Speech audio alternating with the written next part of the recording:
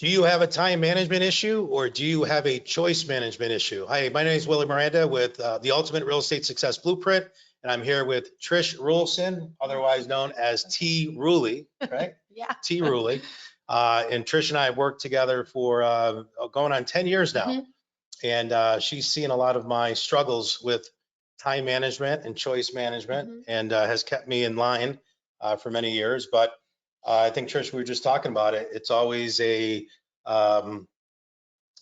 like the road to success is always under construction. So is time management, right? We're always looking to better different processes, different ways to do better with that. But so how you doing today? I'm doing well.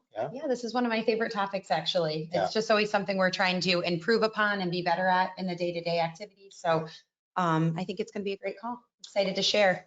Well, good. I'm going to jump into it. We'll leave it open for questions at the end. If you have questions at the end, hopefully we're going to try to hit some different bullet points for you today to answer some of those questions. But you may have some of your own ideas or maybe some of your own struggles that you have with time management. If we didn't cover it, bring it up. I'm sure that if we didn't cover it, we definitely ran across it and probably can give you some insight on it. But really, Trish, the goal today was, over the last 6 months, you've noticed because you're involved in a lot of my strategy calls or the aftermath of the strategy call, talking to agents, not only in our company here at Miranda Real Estate Group, but also talking to agents, and not only here in New York with other companies, but also down in Florida. And the top thing when I say, what are you struggling with? What do you want more information on? What do you want more help with? And it's always right. They want to get more listings. They want more leads, right? That's always been the case. And it's a very important one for sure. And that's a whole other podcast that we'll do and talk about that. But the second one that comes up very commonly is time management and being overwhelmed, right? With the day-to-day operations. And, sometimes you go from, not having anything to do to all of a sudden you have, 2 listings going on and work with 3 buyers and they don't know how to do everything and everything just kind of goes to crap, right? Because they don't have a really good process or system. But Trish, I don't know, what has been your, you also work with a lot of agents and you see that. What would you say about that side of it? Do you see that as well? I do too. And I think a lot of times that agents are, especially now in our spring market, they're so overwhelmed with working in the business that they don't have a lot of time to work on the business. I hear a lot in the office and stuff. So I think people are overwhelmed. They've got a lot of leads coming in. They're working on listings, working with buyers, and it's a lot because it's all happening at once with our market. But I think these strategies we're going to share today is going to help them immensely in their business. Yeah. And we could spend 2 hours on time management. We're not going to do that today. We're going to keep it to 30, 45 minutes or so. And that's why we picked 5 time management strategies for the high producing real estate agent. But, there's probably 20, 25 of them, right? And you could be really overwhelmed by trying to hit everyone with everything. So I figured today, if you could just walk away from this webinar, this podcast with just 1 or 2 good ideas that you can apply to your business now, apply to your personal life now, that's going to help you get out of that overwhelm and get out of that struggle that you're having with time management. It's going to be so important. And I mentioned when I started the call, do you have a time management problem or do you have a choice management problem? We can't manage time, right? We all have 24 hours in a day and we all have the, same time slots that we have to work on our business. But why is some agents more successful than other agents, right? Why do some agents tend to do better with that than others? And it's usually because they have really good systems in place for time management, right? So we're going to talk about that today, and we're going to hit you with some different slides on here, and hopefully you guys get some resources as well that you can apply to your business. So here we go. So Trish, we'll start off by going through some of these different slides that we have. But first one is time management. This is something that we talked about for a long time, and it really is true. When I see a top performer, a top agent that's out there, the difference between high performance people and people who consistently struggle is really managing of their time, right? Having a perfect week schedule, having priorities that are in place, having a to-do list that they are constantly going in and out of. Any other suggestions that you see or any other things that you see out there with agents? Yeah, I think it's the activities that not only that they're doing like for managing their time, but it's the consistency in it. Like it's not just like for a day or for a week. I mean, these agents are doing it every week, every day, and they're continuously doing those same activities to stay organized. Right. They set boundaries, right? We talked about that earlier today too, right? They set boundaries in their schedule and they know that this time I'm doing this time I'm doing that. And they don't let anything get in the way. Like you said, they're non-negotiables. Right. So important. And I think so many agents, and it has been a big problem where they will drop everything to go run a showing, right? Because they're afraid of losing that lead, or they'll drop everything to, answer their cell phone because their cell phone's ringing and it's a buyer. Oh my God, I got to answer that. Or they'll, jump off from the kitchen table at dinner and answer a text, at 8 o'clock at night or, anytime when you're on doing family time. And that's why you feel so overwhelmed. And that's why when I talk to agents and go a little bit deeper as to why they feel that way, these are the conversations that we have. And I tell them all the time, I'm like, well, why are you texting clients at 10 o'clock at night, 10:30, right? You just set that boundary that it's okay for them to reach out to you. So you shouldn't complain about it, right? If that's what's happening. So, so that's really the difference. I feel are people that are, it's always about the time management side of things, right? Yep.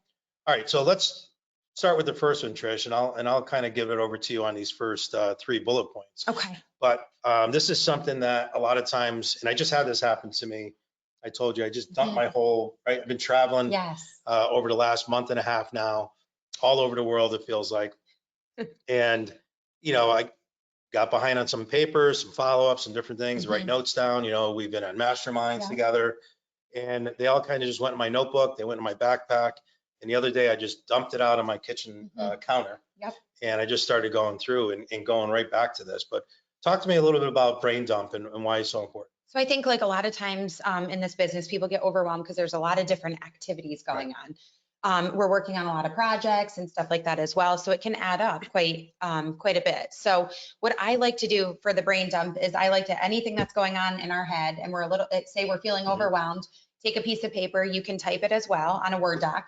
But I like to handwrite it and I like to go through everything and just everything that's in my brain that I know I have to do or that's on my old to-do list, I'm writing it down on a piece of paper. So it's a nice clean piece of paper. You're writing everything out that is in your brain that's kind of bogging you down, I guess. And then what I do is I highlight the priorities for the day. So whatever, because now it looks like a lot. It's a whole piece of paper with a ton of to-do activities on it, but not necessarily everything has to be done that day. So in order to feel productive, we communicate all the time. And in order to feel productive for that day, I will take a highlighter or take my pen and I will highlight next to the ones that we need to get done by the end of the day so that we feel productive. Because one thing that you always told me is you can't get everything done in a day and it'll be there tomorrow. Absolutely. But if you focus on those priorities, then you will feel good going home at the end of the day. Right. So. And then we tend to do that, right? We want to get everything done. And when you don't get everything done, you have all this stuff like, oh my God, I didn't get anything done. And I would tell Trish, I said, listen, we get everything done in a day, we're out of business. Right. Like that's not good. If Trish is sitting around saying, yeah, I got nothing to do today, what do you want to do? We're in trouble, right? So you're always going to have things to do. And like you said, things that could be done the next day or a week later, or 2 weeks later. But there's things that pop up in our mind all the time. Like there might be a situation where, like I was just thinking about some of my to-do list that I've had, like just checking on rates on TV commercials or, getting back to certain people that I wanted to look up information about something that they gave me, a resource or a different app or something like that.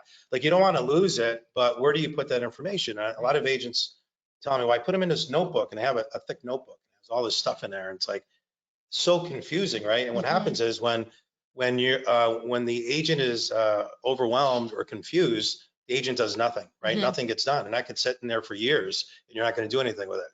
So if you could prioritize it, like you said, highlight the priorities that you're going to get done for that day, put a deadline on it. You're going to feel a lot better checking these things off at the end of the day. So, so brain dumping is so important. I would highly recommend it. Go somewhere quiet. For me, it's my island at home. Sherry loves it because it's all full of stuff still right now that I'm going through. But you want to put everything out and just grab a yellow pad of paper. I have another resource that I'll show you also that I use, an online tool. And I just start typing all these different things on there because I don't want to miss out. If I go to a seminar, I listen to a speaker and there's 4 or 5 things that I took from that. I put that in my to-do list because I can't get to it that day, but I don't want to forget about it and do it in the future. So next one on here is time blocking. And I'm going to give you the first 2 bullet points while I plug this computer in because I want to make sure that it doesn't die. Yes. Yep. Okay. So time blocking, this is another thing. So time blocking creates structure, minimizes distractions, and increases productivity. We do this a lot in our office too, especially when people are working on projects or working with agents or helping training, anything to do with that, we use time blocking. And typically it's about 2 hours a day is what we would do if we're working on something. But for an agent, it would be the 2 hours a day of lead generation and your follow-up time. And we recommend doing this in the morning. And this is going to be, we're going to talk about it, but this is going to be your prospecting, high dollar activities is what you're going to do during this time. These are the non-negotiables that Yes. you want to do every day. And this is what high top producing agents do. Like they have non-negotiables, like nothing comes in the way of these items. And we're going to show you and actually show you an example. And when I was an agent in personal production, I'm very limited on my personal production now, only referrals and Right, yep. people that come to me directly that I've known for a number of years that only want to meet with me. But really, I still practice that today. Right. I still time block my schedule. I still, now that the items are different because now I'm a broker owner, but and a team leader, but as an agent, you're going to see exactly what I did. And I actually have a copy of the one that I did when I was an agent. So in blocking those 2 hours is so important. Let's talk about the pro tip. So the pro tip was utilizing travel time to help you stay efficient. So when you're in the car heading to showings, listing appointments, this is a great time for you to listen to podcasts. If you're, interested in learning more about a certain topic, making follow-up calls during this time. If you can utilize this time, it'll help save on time with your family in the evening and you're not making calls, at home and stuff. I like using travel time too. A lot of podcasts are great and all those things, but I also like it sometimes to catch up with a family member or a friend, someone that I can, just touch base with, just want to see how things are going. I haven't talked to you in a while, because that's important too, to have that balance, right? If you're all work, and you don't want to take your productive time or the time that's going to be used for prospecting or going on appointments to talking to friends, right? If I can use that in between, might as well use it. And travel time is something that's so important. And to be more efficient, I see a lot more people doing Zoom calls with their clients or utilizing online sources versus in traveling all over to get places, right? Same thing with training. That's why we do a lot of training on Zoom as well, and mix it up a little bit to really protect that time for agents. All right, let's talk about the 2 hours a day. Because some people say, well, what do I do in that 2 hours? I'm going to block this 2 hours, but I don't know what to do. So here are some different things that I would highly recommend. And again, this is from years and years of just being in front of this stuff and being in mastermind groups. It's about this, right? Like you have to, we're in sales, right? We have to pick up the phone. You have to make phone calls. You have to reach out to people. Call reluctance just can't exist in this business. Just can't. You have to talk to people, right? So calls are definitely number one. You're going to call in not any particular order, but I would say new leads would be a good place to start because there's a saying about speed to lead. Once that lead comes in, you need to call that right away within the first 5 minutes of it coming in on your website or coming to you, because if you don't, they're just going on to that next agent. And if you wait a day or 2 days and call them, they're pretty much done. Seller calls, right? If you want to get more listings, you want to really focus in on that, making sure you call those sellers first, calling them back, buyer clients or buyer prospects, seller prospects, etc. Calls are so important. The other thing you want to do is personal handwritten notes. And I know that might seem old school for some people, but what's old is gold. I got that from, I think it was Justin Hoffman, out in Milwaukee. And I said, that's genius. So true, because handwritten notes are still very effective.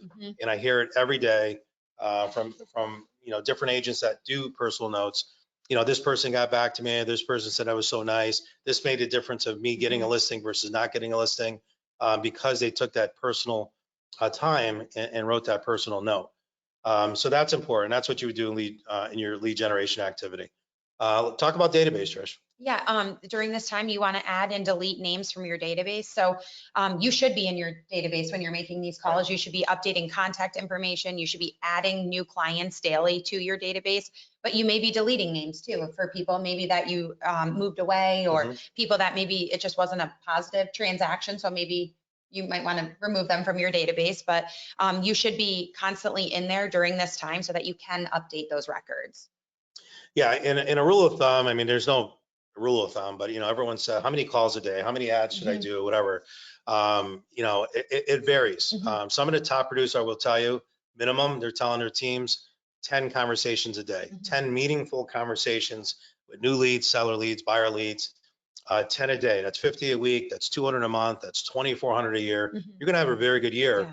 if you're focused in on doing those 10. Think about yourself, like today's Wednesday, right? So think about over the last 3 days, how many seller calls have you made? How many buyer calls have you made? Mhm. How many reach outs to your clients have you made, right? And there's always that excuse, well, it's a holiday week, no one's around, I don't want to bother them, right? And then it's after the holiday, well, it's summer, right? Right, Kids right. are on vacation.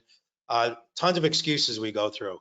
Just make the calls. Mhm. Just get on the phone and call them, and making sure that you're calling your clients as well. But adding and deleting is so important because your database is your biggest Mhm. asset in this business. And you want to make sure that you're nurturing that database, feeding that database, but like you said, getting rid of the waste. People just wasting your time, or they bought with someone else, whatever the situation may be. Mhm. Get them out of your database. You don't need them in there. It's just going to clutter your database for you. I'll do the 80-20 rule. The 80-20 rule, we were just talking about it Mhm. earlier. You guys have heard of 80-20, right? I don't know. I'm trying to think of some of the things, like 20% of the agents do 80% of the business, Mhm. right? Yep. That's Yep. true in our company. That's true if you look at the whole MLS Mhm. board. The top 20% of the agents do 80% of the work. Someone gave me an example one time about your closet, right? Like you wear 20% of your clothes in your closet 80% of the time. Is that true? Yeah, Okay. I would say. All right. I thought it was pretty true. That's really good. But when it comes to real estate and when it comes to agents, think about your week, right? If Mhm. you had to look at the number of hours a week that you work, and let's just say for a really good productive agent that's really looking to be successful in real estate, it's hard to do it on 20, 30 hours a week, right? Especially in the beginning. You got to be working at least 40 minimum, but let's just say 50, right? Agents that tell me they're working 70, 80 hours a week, I challenge it every time and I always win, because when we actually break down as to what they're doing, Mhm. 4 hours sitting in the office talking to a bunch of people at the water cooler is not 4 hours of productive time. But let me tell you, the 80-20 does definitely work. But think about this for a second. If you take 50 hours in a work week, Mhm. right? Take 50 hours in a work week. Take 20% of that, 50 hours. What is that? Don't throw me off. I get nervous 10, with math. 10 I know hours. it's 10. I know it's 10, I gave you the answer before, but it's 10 hours a week, right? Mhm. So 10 hours a week divided by 5 days a week. Yep. Want 2 that one? hours. 2 hours a day. There you go. So 2 hours a day. That's all you Mhm. have to do. If you block out 2 hours a day to work on these things right here, lead generation Mhm. activities, you can't miss, No. right? 80% of your production will come from what you do in those 2 hours a day. The other percent is going to come from miscellaneous phone Mhm. calls, or a Right. Facebook lead that comes through, or a friend or family member that just calls you out of the blue. But being intentional about what you do in that 2 hour time block is so important. Mhm. So that's the 80-20 rule. And a theme that we like to go by is that a day without lead generation is a day you didn't work. Shouldn't get paid for that day, right? And what would you say our normal cycle right now is for someone doing something today? When will they get paid on it? Like 90 days? Yeah, 60, 90 days, right? So if you're not lead generating today, then Mhm. don't expect a check 60 or 90 days from now. And if you do that for a whole week, don't expect to get paid that week, right? That makes sense? Yeah. So what you do today has a major impact on what goes in, your next 60, 90 days. So a day without lead generation is a day you didn't work. If you're coming to work every day, show up, get those 2 hours a day. And once you do those 2 hours, you work that day. You could feel better about it. Now you can go and play around with some of the other tasks, right, that are out there. Definitely. All right, so using a CRM, and this is something that Trish, I know you're awesome at, and you really control a lot of my CRM and what we do. But let's talk about some of the bullet points here on the CRM. So just making sure that, first of all, you have a database, right? Somewhere that you can put all of your clients' names, information, birth dates, times that they bought with you, anniversaries, et cetera. But you can keep it as simple as you want, but there are CRMs out there. We're using currently Follow Up Boss right now, and it does allow you to initiate tasks, set reminders. It allows for different notes for follow-ups. And something like that is very beneficial because it goes right to our email, or it notifies us when we're in Follow Up Boss, right? The tasks come up on the notification bar and we know exactly what we need to do for that day. It helps you stay organized when you're working with multiple clients and also different transactions, because each transaction is in a different stage. Right. So it's good to know, like, you can go back to your notes and look at this person, maybe they're getting ready to list their home, maybe somebody just made it through inspections, et cetera. Yeah, and So- some of these conversations that I have on strategy calls, I said, give me some examples. And some of the examples were, I'm just so busy, and I ended up not calling this lead back. Right. I was supposed to call this guy back. He wanted to list his property, and I just totally forgot about it. Or I missed an appointment, or I, did something. It was because they didn't have it in their CRM, right? And CRMs are important. And everyone asks, what's the best CRM? And the best CRM is the one that you're going to use and actually use every day. And there's a lot of them. We use Follow Up Boss. Right, yep. There's Realty Juggler, Wise Agent, Yep. Top Producer. Like administratively on the. Yep. So there's a lot of different databases that are out there, but just get one and use it, right? So pro tip on here, and Trish, this is something that I know that we talked about also. Yeah. Talk about that. So just a pro tip. So if you are, into your CRM or into, being tech savvy and going a little bit further, you can utilize different templates to leverage your time. So that could be, you get an offer received on your listing and you're sending it over to the attorneys. You can create a template that you can just, input the seller's name, contact information, and then just the address. So you can utilize specific templates and emails in your CRM to leverage your time a little bit more, and you can create drip campaigns. So it's triggered once somebody enters into the system, and then you can create different emails that say every 3 to 6 days we'll send out another email depending on what that campaign is. Yeah, any repetitive task that you do with a client over and over and over again with all the different clients that you have, you can make that into a drip campaign or have the CRM do that for you automatically. And it's, just franchise 101. Like, think about that, right? Like, think about McDonald's. Why does a McDonald's hamburger taste the same in New York than it does in California, right? I use that example all the time, is because they have a process from, how long they cook it, how big the hamburger is, what the heat is, everything's done in a process. So you definitely want to be able to deliver quality results to all your buyers and sellers by having that and using one CRM. All right, let's talk about high dollar productivity or high activities that you can do that are high dollar. And these are things that, Trish, we talk about all the time. Like, these are the 4 things that if you focus on these 4 things, this is what you're really making money in real estate. It's not all the other things. So we'll go through these real quick. And first one is, I don't know. I think it's maybe on the next slide. Okay. It is. It's on the next slide. On the next slide is going to dive into the. Right. So we talked about this, right? Using your time blocking, focus on high dollar productivities, delegate or outsource these low dollar activities out, like social media posting or flyer design, marketing, those type of things, right? And that's why in our company, we have a marketing department, we have social media, video, VAs. I mean, we have people that do all the listings, the inputting, orders assigned, does all that stuff so that the agents can focus on the high dollar activities, which we're going to show you here. So the first one is prospecting and making phone calls. We just talked about that on the other example, but it is so true. Like, this is what you get paid for. You get paid for going out, making relationships, calling people, following them up, get them into your database, and then reaching out to them and giving them value, right? And then from there, they're going to hopefully reach out to you and want to do business, whether they're looking to buy or sell, or they know of someone that's looking to buy or sell. So that's something that's hard to delegate that. Wouldn't you agree? Agreed. Let's talk about the next one.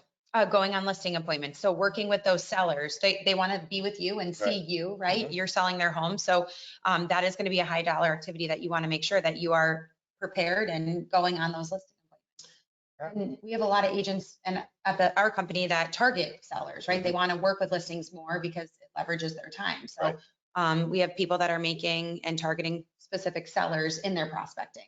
Right. So. Right. And let's face it, a lot of times a seller, this is their largest asset that they're getting ready to sell. And they want to make sure they're talking to you. You're the person, you're the relationship. And that's who they want to talk to. So going on listing appointments is something that's really hard to delegate as you move forward. Working with buyers, that's another one, right? Making sure you're going out with buyers. I mean, there's showing assistance and things that you can do as you grow your business, but really work with buyers. A lot of times they want your opinion. And sometimes I know I got to a point where I was on so many listing appointments that I couldn't work with buyers, but it was important to me to still attract those buyers. So what I would do is I would meet with the buyers, do a buyer presentation, share with them everything about the process. And then I say, hey, I'm going to have Trish or someone else go show you those properties. And then when you find something you like, then I'll jump in, right? That's when I'll jump in. And basically what we did is, and we still do it today, is that we utilize our agents to do showings so that they can go out and, for a flat fee, agents will go out and show properties for you, which is a lot better use of my time so that I can go on to higher dollar activities such as a listing or even prospecting. Because I do agree that lead generation time is more important than actually even going on listing and buyer presentations. I will definitely see that. And why I say that is because so many agents I see, they're in a lead generation. They have it blocked off from 9 to 11 in the morning. They're going to do lead generation. And then all of a sudden a buyer calls them and says, hey, can you show me this house at 10 o'clock tomorrow? And they're like, yeah, sure. I'll just drop everything. And they go. And what's the chances of them even selling that house? Right. Yeah, it's usually very, very low probability that they even like the house, right? So, but they drop everything and they don't reschedule in their calendar, and then there goes your day. You didn't work that day. You didn't prospect that day, which meant that, obviously now you're missing out on future business because of it, right? And then the last one on here is negotiating, getting deals closed. Again, everyone's different with negotiation. Everyone has a different level of experience. I know right now with, multiple offers going on and the way the market is now, it's so important to have the right agent that's helping you negotiate properly through these deals. And it's important that, again, you don't delegate that out, because sometimes if you delegate it to someone that doesn't know what they're doing or doesn't have as much skin in the game as you do, they may not do a great job on doing that. So any other comments on on this piece of it? I think that was great. Those are the top 4. And then everything else is stuff that are low dollar activities, right? Emails are low dollar activities. Social media, right? Marketing flyers. All those things. They're important, but they're not the top priority thing that you need to be doing for that time. All right, so this is a good one, Trish. So number 5 is setting boundaries, creating clear working hours and setting expectations with your clients. Prevents burnout and helps maintain a work-life balance while still delivering great service. We talk about that a lot, like setting boundaries with people, whether it's, within the company or outside with our clients. But I know something just came up that we were talking about before when, an agent will answer the phone, like you were saying, at 8 o'clock at night, 9 o'clock at night. So just making sure that you're not answering the phone, making sure then you get back to them the first thing tomorrow morning, but you're setting that expectation that you don't have to necessarily say it's family time, right? But you're not working during those hours in the evening. So that's true. And we talked about that earlier also. Like when you have someone that, let's say you have, 7 o'clock at night or 6 o'clock at night, you're like, hey, I worked all day, 6 o'clock at night till 9. I want to be with the home with the kids. I want to have dinner. I want to read them stories. I want to, put them to bed. And you're there answering phone calls, jumping off from the dinner table, right? Doing these things. You might get away with it once or twice, but if you start to do that over time, it's going to have a major impact on your family life as well. So you want to make sure you have that balance. So what I was talking to Trish, and Trish knows this from years of experience, is that when someone says to me, hey, Willie, can you show me this house at 7 o'clock? And I already have time slotted in there to be at my daughter's softball game or something like that. I don't say, oh, geez, my daughter's got a softball game tonight, or my other daughter has soccer tonight. I just tell them, you know what? I can't do it that night. I already have an appointment. Can we do it tomorrow night at 7, right? Can we do it 11 a.m. tomorrow? Can I show you before you go to work tomorrow? Can I show it to you earlier? Can I show it to you at 4 instead of 7 o'clock, right? Can you get time off from work? I never tell them about my personal activity and what I'm doing because they don't care. They don't care. People don't care. Most don't care. Right. I will say very few care. 90+% do not care. Whether they seem like they care or they don't care. So stop using excuses that my kid's sick. I got to go here. I got to go there. I got to go there. Because what'll happen is, and it's happened, I've seen it, where they're like, you know what? We went with another agent. Can I ask why? You just seem really busy. And I know you got a lot of things going on with your family. And, I just hate to bother you because I know you're so busy with your family. We went and bought, $1 million home with someone else, right? How are you going to feel about that? So you have an appointment. That's what you have. You're a busy person. You're a professional. You have an appointment. So set those boundaries. So important. And I can go on and on with this, but there's so many different things. I mean, just if you're home, you're home. Put your phone in the other room. And again, it's easier said than done because believe me, we talk to my wife right now. She'll say, oh, what a hypocrite you are, right? But she, again, you pick and choose. Like if I'm out at a family function, I'm out at dinner, I put the phone to the side. I'm not going to go on it. But if I'm not doing anything, I feel better about just answering that phone or taking care of what I got to take care of then versus waiting till the next day. But I've seen it. I've seen it, unfortunately, a lot of resentment from agents that have talked to me that have done this career for 20, 30 years where their kids resented them because they were bringing them to open houses. They were bringing them to showings. They were answering the phone and leaving a dinner table and then coming back and everyone dinner was cleaned up.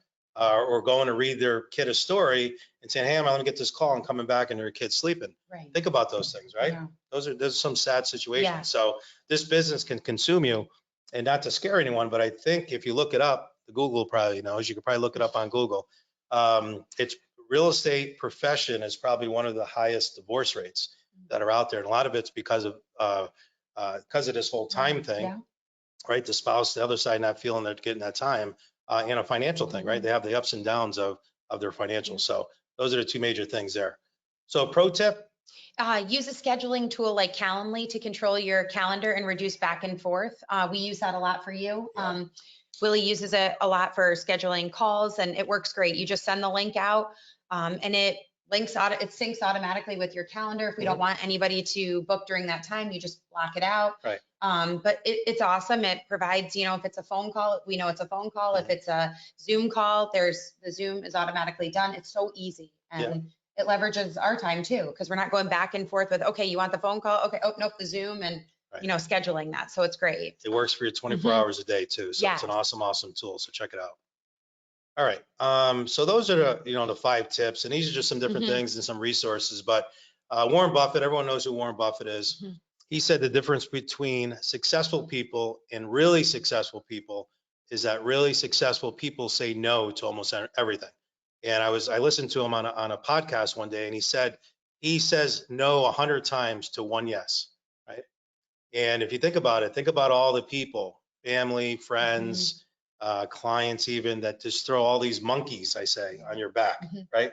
And I know there's a book, and I forgot the name of the book, but it talks about, get that monkey off your back, because now a client may say, oh, I got to do this, and I have to clean my house, and I have to get movers, and then I don't have a mover, so I'm going to have to do all, and then you just start volunteering all your time. Next thing you know, you're cleaning their whole house. You're, taking Saturday and Sunday away from your family and moving on their moving truck. Their problems now become your problems. And sometimes you got to balance that. There's nothing wrong with helping out, but you have to be careful with that. And sometimes you have to say no to people. I know for a long time, I remember my mom would just pop into the office and be like nothing was going on. I'm like, Mom, I'm working, I'm doing a webinar, I'm doing this, whatever. And she would just want to hang out, or, some people will call you can you take me to the doctors, or can you do this or that? And it's like, if I had a 9-to-5 job, they would never call me for that. Right. But because we're real estate agents, people assume you don't really have a job. They're home all day, right? They can help me and they can take me. And you have to make sure that you put boundaries in place for that. So learn to say no is definitely a big help. All right. Why don't we talk about this? And this is something that I did. I guess I'll talk about this piece. This is something that my wife Sherry and I did every Sunday. And we still do it today. I mean, we'll go through and actually look at the calendar. She has my calendar now on her phone. So it's easier for her to go block things in, and then we talk about it. But before that, right, we had the paper calendar, and we would sit down every Sunday and we would look out 2-3 weeks out, and I'd be able to really take a look at, what my priorities were, right? And that would be my family. So I would have on there, kids parades, things that they had at school. Maybe they had to go to a doctor's appointment or something, and I had to bring the kids to during the day because my wife worked full time. Maybe it was a practice for the kids or a game. I was always at all those events because it was in my schedule. I see a lot of family members, and I see a lot of agents, I should say, they put it in their schedule, or they know they have to go to it, but then they don't have a good process or system, so they just drop it and they go do something else. And that's really a bad thing to do. So making sure you take the time, put it into your schedule, treat it as an appointment. And if a client wants to take that time, again, just tell them you have an appointment and see if you can move it somewhere else. Or reschedule or do something with your family, but don't blow them off. So you want to add family activities into your calendar first, then buyer listing appointments and the 4 non-negotiables. About this one. It also keeps, so by reviewing your weekly plans, it keeps you proactive instead of reactive. You're approaching it where you're reaching out to people and they're not reaching out to you asking for things. So Right. keeps it in front of you, and it also keeps long-term goals and views. You should also be reviewing your goals too, weekly, daily, keeping that in front of you. I agree. This is a great one here. Yeah. In the book, and I'm going to share with you guys a resource. Chet Holmes had a book, The Ultimate Sales machine. The Yep. Ultimate Sales Machine, which is a great book. First chapter is on time management because he said it's the most important. But he talked about this 1-3-5 rule, and basically saying, give yourself one big task that you have to complete during the day. Everyone has one big task that you could do, 5 days a week, right? Maybe 6 days if you work on Saturdays, but what's that one big task that you want to get to, and get to it early, right? Eat that frog early in the morning. And then pick up some, 3 medium tasks that you have on there that not as strenuous, but are important as well. And then you can pick up some of the 5 smaller tasks that you have, right? But if you look on there, that's 9 tasks, right? He said, and it's so true, like you can't go more than 10 tasks a day. Like to do 6-10 tasks a day is probably the right amount of things that you can do, but you're not going to hit it. Like my to-do sheet that I have right now is about 9 pages long of things that I want to do. There's no way I'm going to do that in a day. But if I could pick out 10 of those, pick one big task that I want to accomplish, get that out of the way, and then, pick on these other 8 medium ones or smaller ones, then it keeps you focused, and it keeps on your priorities that you need to do, and it makes it manageable, and you feel good about checking those items off. All right, let's talk about the perfect week. Hi, Trish. Okay, so planning the perfect week. So we're going to show you on the next slide. There's a sample of it, but the key is to use one calendar, not multiple calendars, because as you said, the beginning, a confused mind does nothing. So making sure that you have one calendar, that you're scheduling time off and family time first. If you have any health activities that you need to do, doctor appointments for your kids or family, putting that in first, and Working then out. working out. Oh, yep, That's that all. too. Scheduling in celebrations, whether it's birthdays or you're doing celebrations in the class with your kids. So putting structure into your life by putting those things first, and then allowing the business to come second. Yeah, and other celebrations could be that you had a great week and you Right. accomplished so many good things. Give yourself the grace that everything got done when you wanted to do, but also, go get a massage, right? Or go, I don't know, park near the river and read a book or whatever. Right. But celebrate and schedule those celebrations in as well. So here's an example of my perfect week, like I mentioned to you before. And you guys have been with us for a long time. I've seen this in the past, and I've always shared this because of the feedback that I received from it. People like, I really took this and applied it, and it helped me so much. Just have a better, clearer vision, right? A visual of what my week should look like. And there's no such thing as a perfect week. There's no such thing. Things are going to happen. Fires are going to happen. Someone's going to get sick. Something's going to happen, right? Appointment's going to cancel. But if you look at just kind of Sunday through Saturday, if you look there, if you just take a look at Sunday, that could be a day off on Sundays. Or for me, and I was telling a newer agent in the office earlier today that open houses are so important. Like I did open houses for my first 4 years in the business. I would do 2 of them every Sunday, right? I do from 11 to 1, and I do another one from 2 to 4. And I would try to get as many open houses as I could, talk to as many agents that had listings. And that's how I met people. And that's how I built my database. But open houses are and they're still very effective, right? What was old is still gold on that piece. But give yourself 2 a month. You don't have to work every Sunday. You can work every Sunday, and I did for a very long time. But, again, some people are like, I don't want to work every Sunday. Okay, well, do twice a month then, and do it from there. Sunday night, go ahead and plan your week so that you can, the next week or two, you actually want to plan that with you and someone else that has access to your calendar or that it's important, that needs to know. Monday, Wednesday, Friday, and Saturday, 4 days a week, really just blocking out time to get to the gym. If it's not blocked out, it doesn't happen. So I put it in there again as a non-negotiable. Checking emails, voicemails first thing in the morning. Some people say don't do that. I like to do it because I like to see what happened the night before, and if I can get back to someone within a minute or two and get back to them, I'm going to do that. But I also, if you notice, blocked out checking my emails and voicemail 3 times a day. And Trish and I do that today. And there's a great book. Actually, you have it right It's there. right here. Yes. Yeah, that Dan Martell wrote on Buy Back Your Time. And this is something it's a newer version, just came out over the last couple of years. Very popular book. And it really great tools and strategies on time management. But Trish and I were having some issues with with my email. My email was just ridiculous. And we were in there all the time. Yeah. And now, how do we do our email? We check it 3 times a day. That's it. 3 times a day. First thing when we get in, we check it at lunchtime, and then we check it around 3:30. And a lot of times I'll check it right before I leave at 4:30, just to make sure there's nothing that came in Right. in the last hour. But we have a really good system, I put an alarm on my phone. It goes off, and you have to have something to trigger Right. that activity, because it's not going to happen if you don't have it in your calendar. So. Right. And I like what you said, alarm, like put an alarm on your phone, Mhm. right? Everyone has phones, cell phones, and you could put an alarm on there 3 times a day, check Yeah. your email. That way you're not going into it and looking at it over and over and over. Mhm. That's so time consuming to be in your email. Here you're prospecting, making phone calls, and you're in there checking your email, and you get distracted, Yeah. right? And every distraction takes you about 12 minutes to get refocused on what Mhm. you were doing. So don't check it and be done with it. And then don't check it again for a couple hours, but do the time slot that you have set there. And then every Monday morning, we still do Monday mastermind calls.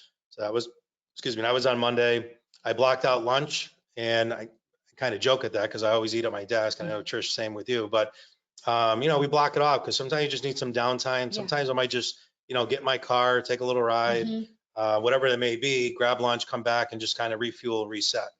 And then from there, I call proactivity time. That's a 2-hour time block. So if you have stuff that's in your schedule, because I had one time someone say, well, this perfect week just doesn't work for me. I like to work out at 10 o'clock. Okay, well then go work out at 10 o'clock, right? But put it somewhere else in your schedule. So on Monday, because of the Monday Mastermind call, I went ahead and switched the proactivity time later in the afternoon. Now our Monday Mastermind calls used to be at 9:30. So that's why it shows 9:30 to, and it was a little bit longer of a call. Now they're half hour, 8:30 to 9 every Monday morning, right? But if you can see right across the board, proactivity is in there, checking the emails, the lunch, and then all the white space that you see in the afternoon and in the evenings, that's when you go on appointments. That's when you work with listings. That's when you work with buyers. That's when you're negotiating deals, and you put that in there. And then whatever your end time is your end time. Maybe it's 6 o'clock, maybe it's 7 o'clock at night, maybe it's 8 o'clock at night. Maybe you're flexible 2 nights a week that you'll go out later for a client.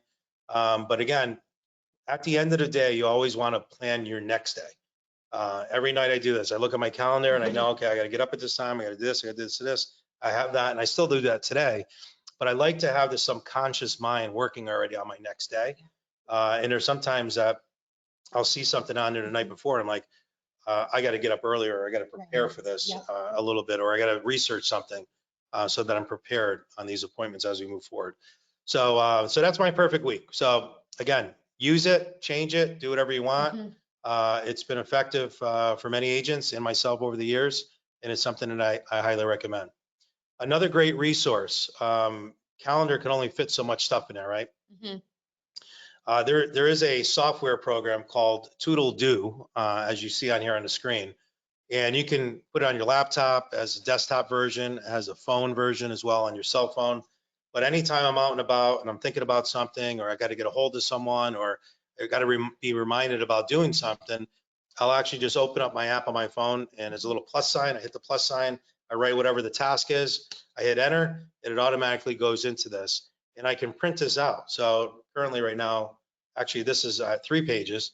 But when I print it out, there's 3 full pages of exactly what you see there of task, and it's in different priorities: high priority, medium priority, low priority. But it could be anything. It could be someone I need to get back to. It could be an appointment that I need to set up with someone. A lot of what I use here are those things like when you go to a seminar and there's 5 great ideas that you picked up that you don't want to forget about, but you want to do some research on, I'll put them in there. Or someone that says to me that they're interested in selling or getting into investments or something like that, then I'll put them in there to research them and get back to. But this is a great tool to keep that in there so you don't lose it. Because what do most people use, right? You're using sticky notes, notepads, right? And it just gets lost. You never see it again. So here's a great place to put it right in front of you. I don't know what the cost is. I should have looked it up before we got on the call, but I want to say it's like less than $100 a year for the software. Right? And here are 2 books, the resources that we just mentioned, right? The Ultimate Sales Machine by Chet Holmes. Great book. And I tend to read this at least every year, if not every other year. I'm reading this book for the last 15 years. But a newer book that just came out that I'm really excited about, Trish and I read it cover to cover, is the Dan Martell Buy Back Your Time. Get unstuck, reclaim your freedom, and build your empire. So Another resource we use, and Trish, I'll give you this one because Yeah. I know you see it done in the office a lot and use it. Yeah, so we do these for time blocking. If you work in an office or say you're at home, you're at your home office and you have your family there. This is what we do for time blocking, or power hours, we call them. There are a couple of hours. We'll put a note just like this: please do not disturb. And then who the agent or staff member could, if they come to our door and we're in a power hour, these are the people that they can reach out to during that time for assistance if they need help. But to basically not bother them at this moment, because for the next 2 hours, they are working on a project or something specific that they need to get done by the end of the day. So it's a great thing. It's a great tool if you're working in an office, and especially for agents, and maybe even if you don't have your own office, you can still put a sign up saying that I'm in a power hour, or I'm time blocking for 2 hours. And if you need to get a hold of me, please email me and I'll get to you later, or something to that. I would say, again, we talk about these pro tips, but if you're blocking that 2-hour time slot, if you have an office or whatever, you can put that up. But still, there's a lot of interruptions at the office. Even when you go in and you put these things on, you got a minute, you got a second. And if you allow that distraction to come in, then you're not going to get to your 2-hour time slot. So doing it somewhere, I've done it a lot of times, Trish, in my car, that. I'm taking phone calls. Sometimes I'm sitting in the parking lot for an hour and a half. I was on a phone call. But that's where I just get my stuff done, right? Because I can't be interrupted when I'm doing those things. So take your car, drive somewhere, go to a local library if you have to. You can go, block out a room there. But these are the things that, again, sometimes even being at home, some people say they have distractions. Right. You don't have, if you're distracted at home, you're going to be distracted at the office as well. Sometimes you just got to pick different areas to do that. But it's a good spot for you to do. And then incoming calls, I think, are very important, right? But you have to explain in your voicemail. A lot of people think that they have to answer every call. So here you're prospecting, you slot it 2 hours, and then your email starts dinging, right? And then a phone call comes in. You got to force yourself not to call or not to pick up that phone and not to answer that email. It can wait till the proper time. But people say, how do you do that? What if they call and they need something? 99% of the time, it could wait. They don't need something right then. If they call twice, 3 times, maybe you pick up. Right. That's kind of my rule with my family, that, double dial me. Like if you need something, call me again. And then a lot of times Tristan and I will be doing something and I'll just, put in a voicemail, and then I'm like, oh, someone's calling me a second time. Let me pick this up, right? So make that rule for the people that are important to you in your life. But at the end of the day, it's usually not that important. It's usually something that could wait until a later time. Yeah, agreed. Right. Schedule time to return phone calls, which you saw in my schedule. You can call people back 3 times a day if you want as well. But what do? Change your voicemail. You can do that. Be consistent too. That's the other thing. Be consistent with this, because if you start picking up your phone at 10 o'clock at night, you're telling clients that it's okay for them to call you at 10 o'clock at night, right? So be consistent on what you want to do. And a lot of times you have to set those boundaries for your clients. But a sample voice script that we use for many years is, hi, you reach Willie Miranda Real Estate Group. Please note, I'll be in meetings throughout the day, and I'll be returning phone calls today between 11 and 12 and between 4 and 5. For immediate assistance, please contact my office, 348-2060, or leave your name and number after the tone, and I'll return your call as soon as possible. Thank you, and have a great day. A lot of times people will leave me messages, Trish, and they'll be like, hey, just call me, 11 to 12 or 4 or 5. That's fine. No rush. Nothing urgent. Or, hey, you know what? Just wait till the end of the day. Call me when you're free, right? Those would be those phone calls. But if I picked those phone calls up, they would have been a 20, 30-minute distraction. I wouldn't have got my prospecting done. And then I'd be out the door on my next listing appointment, and the prospecting, or what I was really hoping to do that day, which was lead generate, was totally gone, right? So again, set the expectation, use this as and now you know that when the voicemail is going off, they have somewhere that they can actually leave the information. What's my biggest pet peeve with voicemails? It's when they're full. When they're full. Guys, them. you got to check your email. You got to check your voicemails. Clear your voicemails. Get them on your pad. Get them on your Toodle-Doo. Get them on your follow-up in your calendar. But clear your voicemails off. Nothing worse than a client calling your phone, listening to this whole message, and then beep, sorry, your voicemail is full, right? It's just not professional. Make sure you guys have your voice on your voicemails, who you are, what company you work for. And if you want to leave them something like this, it's very important. But that's another thing. I hear people, leave your name and number after tones. Like, did I call this person? Right. Was this the right person?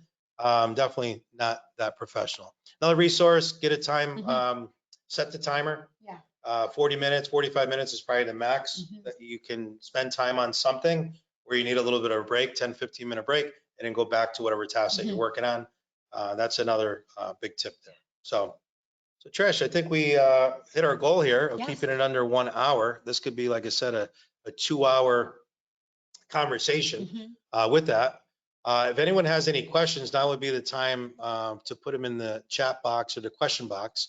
I think a lot of questions that I do get though, Trish, is, how do I get started? And I kind of go back to what you talked about with the brain dump, right? Yeah. What would you recommend? A new agent just came in and said, how do I get started? I'm just overwhelmed. Yeah, I would, that's the first thing I would say is take out a piece of paper, do the brain dump, highlight the priorities, and then get those 2 hours of time blocking into your calendar. Get that in. So then you're going to, that every day when you get into that time blocking, you're going to work on these things, whether that's, the priorities from the list or prospecting. Right. What's that question? What do you suggest when an agent is taking an actual vacation? Ooh, that's a great question. Yeah, great question by Lisa. Yeah, if an agent wants to go take a vacation and go somewhere on vacation, get someone that's going to cover you for one. And a lot of agents do that. Yeah. They're here with us. Yep, we have one right now, actually. I just sent out the email for the masterclass, and our agent Ann is on vacation, and she has another agent from our company, Janet, who is covering for her. And in her email, it says that she is away on vacation. She will be back during this time. If you have any questions or need anything, please reach out to Janet, and there's her information. Perfect. Great example right there. And we know Ann very well, and I'm pretty sure she probably called all of her clients to let her know, and gave Janet that information as well. So I think setting that expectation with your clients and then putting that in the voicemail and email is a great idea. That's great. Yeah, voicemail and email. Just let people know how to, just like the voicemail that we just left, right? Like now you're instructing them what to do. You're setting the boundaries with them. And let them know ahead of time too. Like I know that Ann's been telling her clients, I'm going to be away for the next 2 weeks or whatever it's going to be. 2 weeks, I think, or 10 days. It is. Yep. I'm going to be away. So, but I'm going to have someone cover me if you need anything. But in the meantime, is there anything I can do ahead of time to help you? No, I'm really good. As if a house comes up, though, I just need to get into it. Great. Call Janet's number and she'll be able to help you, right? Expectation with your client. Yeah. And they're okay with it. Yeah. They really are okay with it. And then, whatever compensation you want to agree with the person that's covering you, you definitely don't want to do it for free, because some people say, well, I always cover for them and they'll cover for me, but then that person doesn't go on vacation. Right. Sometimes it gets a little bit hairy. So just come up with something that, hey, if anyone shows a house or anything, I'll pay you X number of dollars per showing. If you write a contract, I'll give you a bonus of X flat fee or something, stuff like that. But the main thing is that you want to go on vacation and you want to just disconnect from your business, and you have the right to do that. That's how you buy back your time, no pun intended, but that's how you get your time and how you get to enjoy that. There's nothing worse than bring your laptop on vacation and you're sitting there on the beach, or you're sitting there back in your room for 2 hours negotiating a deal and typing up a contract. Someone else can do that, right? Someone else can definitely do that. So, all right, well, I think we're good. Trish, any closing comments? No, I think just the one thing with time management that we talked about earlier is I do believe it's a mindset. Yes. You have to get into the mindset that you know what your priorities are for the day, and that what does it look like for you to feel successful leaving at the end of the day or the end of the night. And it's a mindset thing. You know what you have to do once you know your priorities, and you get to it, and you just have to get it done. Right. And just don't make the excuses, right? A lot of agents kind of get put in their head and just start making excuses and why they can't do something, or why something's more important than prospecting.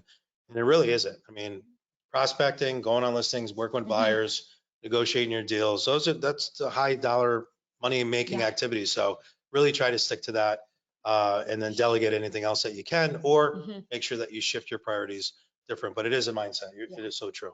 So, all right, well, that's it. We'll see you guys in 2 more weeks on our next mastermind call. Hope you enjoyed the conversation that we had today on time management. Hope you're able to take away 1 or 2 good tips that you can apply to your business so that you become more successful with time management, but more importantly, choice management. Thank you very much. Thanks, Trish.